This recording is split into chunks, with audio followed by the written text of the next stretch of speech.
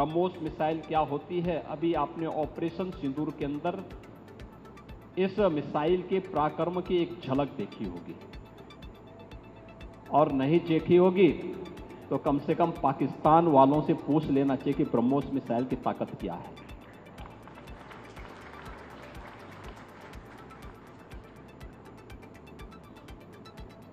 आतंकवाद के प्रति प्रधानमंत्री जी ने घोषणा की है कि कोई भी आतंकी घटना अब युद्ध जैसा होगा। और याद करना, आतंकवाद को जब तक हम पूरी तरह कुचलेंगे नहीं, तब तक समस्या का समाधान होगा भी नहीं। अब समय आ गया है जब इसको कुचलने के लिए हम सबको एक स्वर से प्रधानमंत्री मोदी जी के नेतृत्व में पूरे भारत को, पूरे उत्तर प्रदेश को मिलकर के इस अभियान के साथ जुटना होगा। आतंकवाद कुत्ते की पूंछ है जो कभी सीधी होने वाली नहीं, जो प्यार की भाषा मानने वाली नहीं है। उसको उसकी भाषा में जवाब देने के लिए तैयार होगा। और इस दिशा में भारत ने ऑपरेशन सिंदूर के माध्यम से दुनिया को एक संदेश दे दिया है।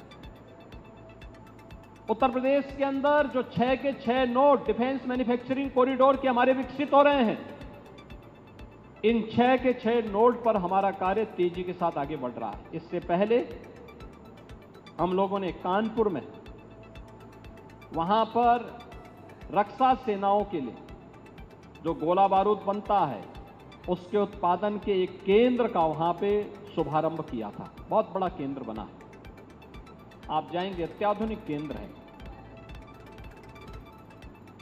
अब वे अपने एक्सपेंशन के लिए भी उन्होंने और लैंड मांगनी प्रारंभ की। लखनऊ में भी आपने देखा होगा कि ब्रह्मोस को जैसे ही 200 एकड़ लैंड दी गई तो अब पीटीसी भी यहां पर आया है। पीटीसी के कार्यों को आपने देखा होगा कि न केवल ब्रह्मोस के लिए बल्कि एरोस्पेस से जुड़े हुए उन सभी कार्यों के लिए उनके द्वारा एक एंकर यूनिट के रूप में यहां पर उत्पादन कार्य अपना प्रारंभ भी किया गया है। लगभग 7 यूनिट यहां पर ब्रह्मोस से जुड़ी हुई एंकर यूनिट भी इसके अगल बगल लग रही है। ये चीजें दिखाती हैं कि जो कभी 2013-14 में भारत के अंदर भारत का जो निर्यात था रक्षा उत्पादन के क्षेत्र में, आज हम उससे कई गुना ज्यादा, यानी कई 100 गुना ज्यादा रक्षा उत्पादन निर्यात भी कर रहे हैं। और आत्मनिर्भरता के साथ साथ दुनिया के तमाम अपने मित्र देशों को इसको निर्यात करके उनकी सुरक्षा की आवश्यकताओं की पूर्ति करने का काम भी कर रहे हैं।